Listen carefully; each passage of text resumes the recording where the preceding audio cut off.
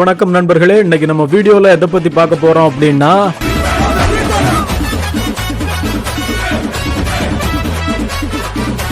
எதிர்பாராததை எதிர்பாருங்கள் அப்படின்னு பிக் பாஸ்ல சொல்லி கேள்விப்பட்டிருப்போம். ஆனா இப்படி ஒண்ணு நடக்கும்னு யாரும் எதிர்பார்த்திருக்கவே மாட்டாங்க. ഹലോ ഗൈസ്, വയനാട് നല്ല മഴ, നല്ല ആൽക്കബോളിക് വെതർ. അപ്പോ രണ്ടെണ്ണം അടിക്കണമെന്നുണ്ട്. പക്ഷെ എന്താ പ്രശ്നം വെച്ച് കഴിഞ്ഞാൽ നമുക്ക് സ്ഥലമില്ല. ലാസ്റ്റ് ഞങ്ങളൊരു വീട് കണ്ടപ്പോ നാട്ടുകാര് പഞ്ഞിക്കിടാവോ, രണ്ടെണ്ണം അടിക്കാൻ വേറെ സ്ഥലമില്ലാത്തതെന്നാണ് പറയാണത്.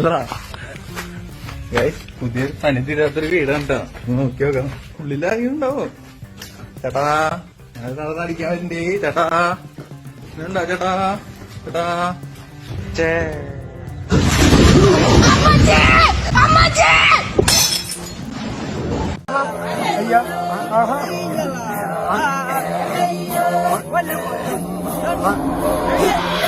Stalin, I want to say thank you very much.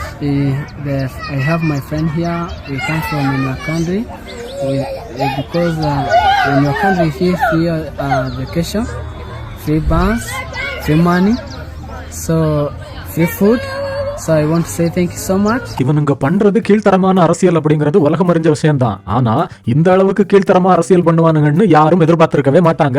கஷ்டப்படுற ஏழை மக்களுக்கு காசு கொடுத்து இந்த மாதிரி எல்லாம் பண்ண வைக்கிறவனுங்களை என்ன சொல்றதுன்னு தான் தெரியல. Hai Satai. Hai Satai. Jurai. Jurai. Murugan. Murugan. Keep up the good work. Keep up the good work. Mwah. Mwah.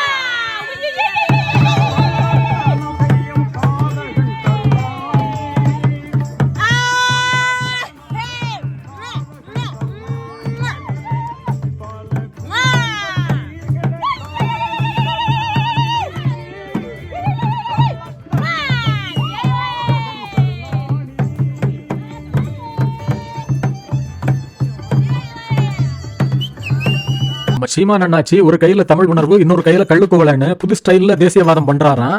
மேடையில தமிழண்டான்னு கத்துறவரு கள்ளுக்கடையில சியர்ஸ்டான்னு கத்துறாராம். வாங்க நம்ம கள்ளு தமிழர் சீமானோட காமெடி களியாட்டத்தை பார்க்கலாம். ஒரு மர கல்ல குடிச்சு பாரா, மினு திமிரா இருக்குண்டா, திமிரா இருக்கு. அத பற்றி கவலைப்படாத, கிளர்ந்து எழுவோம். நம் உரிமை கல், நம் உரிமை கல், நம் உணர்வு விரும்பி உணர்வு. அண்ணன் சொல்றா, கல்ல கூட ஏதாவது பிரச்சனை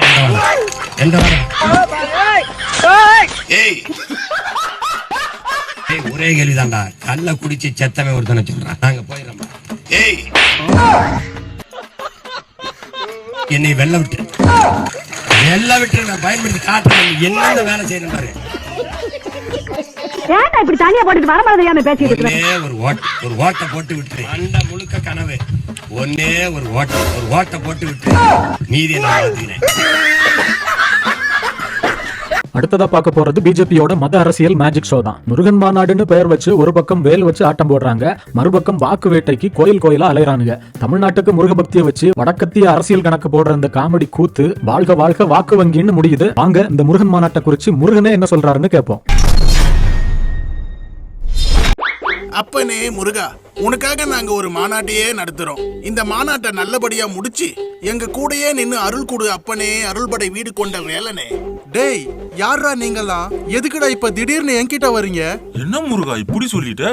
உனக்காக நாங்க வேல் யாத்திரையா பண்ணோம், மயில் காவடி எடுத்தோம். 3 மாசத்துக்கு முன்னாடி கூட ஒரு போராட்டம் பண்ணமே முருகா, மறந்துட்டியா முருகா?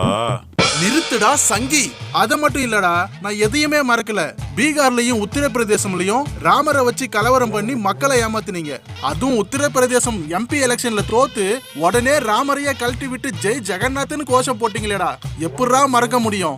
ஆஹா, முருகன் அலர்ட் ஆகுறாரே. ஒடிசாவுல பூரி ஜெகநாத்னு சொல்லி நல்லா வடையா சுட்டீங்க. ஆந்திராவுல திருப்பதி லட்டை வச்சு கலவரம் பண்ணீங்க. இவ்வளவு ஏன் கேரளாவுல என் கசின் ஐயப்பனுக்கே விபூதி அடிச்சிங்களேடா.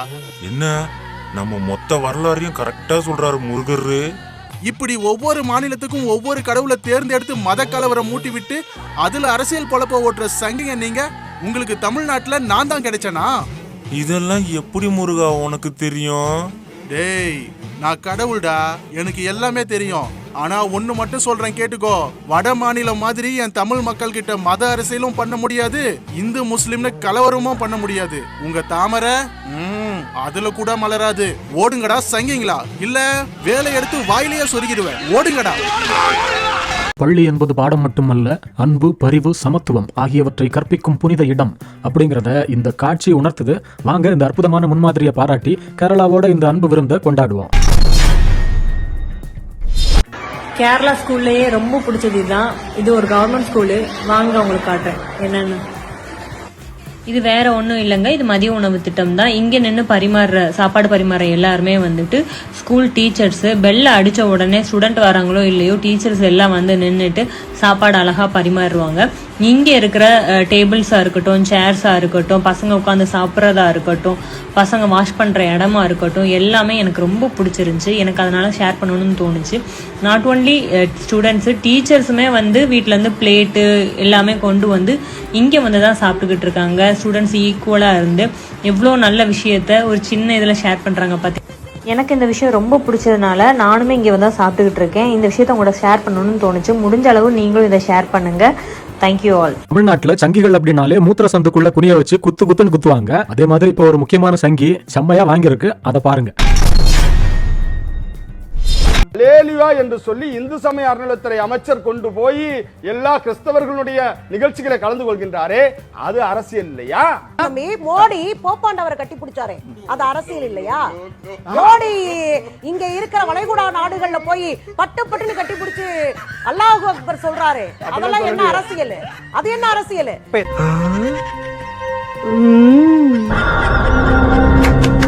தெய்வத்தினுடைய வழிபாட்டு உரிமையை மீட்க வேண்டும் என்பதற்காக ஒரு மாநாடு நடத்தினால் இங்கிருந்து போர்க்கொடி தூக்கி கொண்டு செல்கிறார்களே.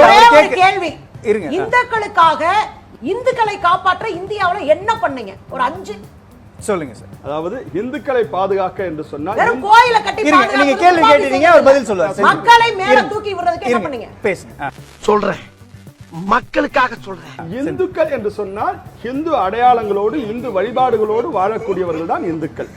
இப்பொழுது நம்முடைய ஆலயத்தினுடைய வரலாறை மீட்க வேண்டும் என்று சொன்னால் அது என்ன அடையாளம்? மக்களை காப்பாற்றுறதுக்கு என்ன பண்ணீங்க? மக்கள் என்று சொன்னால் மக்கள், மதம் என்று சொன்னால் ஆலயம், மதத்தை காக்க வேண்டும் என்று சொன்னால் இந்துக்களை காக்க வேண்டும் என்று சொன்னால் இந்துவின் அடையாளத்தை காக்கலாம். நீங்க சொன்னதுக்கும் என்ன சம்பந்தம்? சாமி பல கோடி வருஷமா அங்க இருக்குது. ஆனா சாமி இன்னும் சாமியை காப்பாத்துற மகா மனுஷனை படைக்கல. கடவுளை வச்சு அரசியல் செய்யற கூட்டத்தை புறக்கணிங்க. யாரு சொல்றா தெரியுமா? ஸ்டேஜ் பின்னால இருக்கிற பலூன் ஆர்ச். தமிழகத்தில் அரசியல் மாற்றத்தை அரசியல் பேர்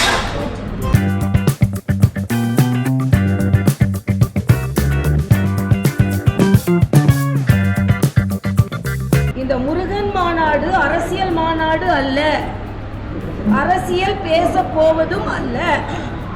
ஆனால் தமிழகத்தில் அரசியல் மாற்றத்தை அரசியல் மாற்றத்தை அரசியல் பேசாமலேயே வரும். அதனால நிச்சயமாக இது ஒரு மிகப்பெரிய மாறுதலை தரும். பிஜேபி பண்ற இந்த மத அரசியல் கடைசியா பிஜேபிக்கு எப்படி கை கொடுக்கும் அப்படிங்கறத இந்த வீடியோ உணர்த்துது. இத பாருங்க. இந்த மாடு தான் மத அரசியல், அந்த மாடை வீடியோ எடுக்கிற நபர் தான் பிஜேபி.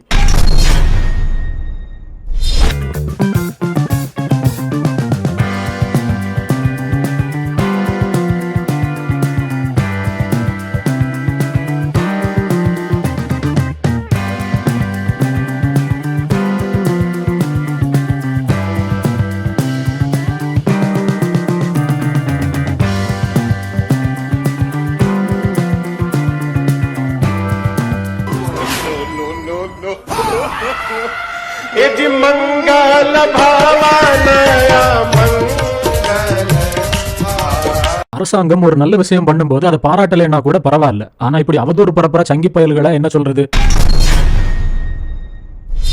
சென்னை ராஜீவ்காந்தி அரசு மருத்துவமனை வளாகத்தில் உள்ள கட்டணமில்லா திறன்மிகு தானியங்கி குடிநீர் வழங்கும் இயந்திரம் 2 தினங்களுக்கு முன்பு திறந்து வைக்கப்பட்டது. திறந்து வைத்த முதல் நாளே பல்வேறு பகுதிகளில் தண்ணீர் வரவில்லை என குற்றச்சாட்டு எழுந்தது. இந்த நிலையில் தானியங்கி இயந்திரம் திறந்து வைத்த 3வது நாளான இன்று குழாய் சேதம் அடைந்து அந்த பொத்தானை அழுத்தும் போது தண்ணீர் பிடிக்க வந்தவர்கள் மேலே பீச்சி அடிப்பதனால பொதுமக்கள் அவதிக்குள்ளாகி வருகின்றனர். சொல்லிட்டு நீங்க காட்டுறேன் பாருங்க. என்ன பண்றாங்கன்னா சிலர் அவதூறு பரப்புவர்கள் என்ன பண்றாங்கன்னா இந்த மேல இருக்கிற கேப்பை வந்து புடுங்கிடுறாங்க. புடுங்கிட்டு விட்ட உடனேயும் இந்த பட்டனை பிரஸ் பண்ண உடனே என்ன ஆகுதுன்னு பாருங்க, இந்த பக்கம் இப்படி வருது. இந்த மாதிரியான சர்ச்சைகளை வந்து கிரியேட் பண்றாங்க. இது எந்த அளவுக்கு ஒரு கேவலமான ஒரு ஈனத்தனமான அரசியல்ன்றதை நீங்க பாப்பீங்க. இங்க பாருங்க, கரெக்டா ஒர்க் ஆகுது. பக்கத்து மாநிலத்தில இருந்து வர்ற மக்கள் தமிழ்நாடு அரசோட திட்டங்களை பார்த்து வியந்து போறாங்களாம்ப்பா. അതന്നെ ഇത് കേറിക്കോ, ഇത് നിനക്ക് ഫ്രീ ആട്ടോ ഇവിടെ. ഇവിടെ സീറ്റ് ഉണ്ട്, അത് കേറിക്കോളാം. നമ്മളങ്ങനെതാ പൊള്ളാച്ചി ബസ് സ്റ്റാൻഡിൽ വന്നു. ഈ ബസ്സിലാണ് നമ്മൾ വന്നത്. ഇതുണ്ടോ, എനിക്ക് അതായത് റെയിൽവേ സ്റ്റേഷന്റെ അവിടെ നിന്ന് ഇവിടം വരെ ബസ് സ്റ്റാൻഡ് വരെ എനിക്ക് ആയ ചാർജ് എന്ന് പറയുന്നത് കണ്ടോ 5 രൂപയാണ്. 5 രൂപയ്ക്കൊക്കെ ബസ്സിൽ ട്രാവൽ ചെയ്യാൻ പറ്റുന്ന ഇപ്പൊ വേറെ ഏതെങ്കിലും സ്റ്റേറ്റ് ഉണ്ടോന്ന് എനിക്കറിയില്ല. ആതിരക്ക് ഫ്രീ ആണ്. പക്ഷെ ഫ്രീ ആണെങ്കിലും നമുക്ക് ആതിരക്ക് ഒരു ടിക്കറ്റ് എടുത്തിട്ടുണ്ട്. ഇതിനകത്ത് എന്താ എഴുതിയിരിക്കുന്നത്, പെൺകൾ എന്നാണ് കേട്ടോ, മകിളർ എന്ന് പറഞ്ഞിട്ട് എനിക്ക് ടിക്കറ്റ് എടുത്തു.